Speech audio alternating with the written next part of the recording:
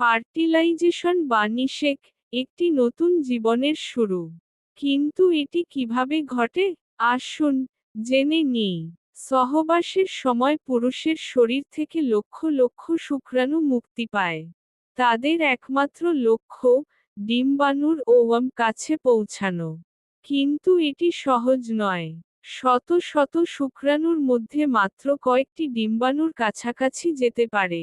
যখন একটি ভাগ্যবান শুক্রাণু ডিম্বাণুর বাইরের স্তর ভেদ করে, তখন নিষেক ঘটে। শুক্রাণু ও ডিম্বাণুর জিনগত উপাদান একত্রিত হয়ে একটি একক কোষ তৈরি করে, যাকে বলে জাইগোট।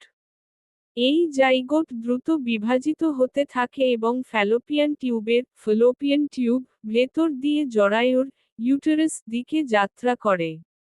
কয়েক দিনের মধ্যে এটি ব্লাস্টোসিস্ট এ পরিণত হয় এবং জরায়ুর ভেতরের প্রাচীরে সংযুক্ত হয়। এখান থেকেই শুরু হয় গর্ভধারণ। এই ছোট্ট মিলনের মধ্য দিয়েই তৈরি হয় নতুন প্রাণ, একটি বিস্ময়কর এবং সম্ভাবনাময় যাত্রার সূচনা।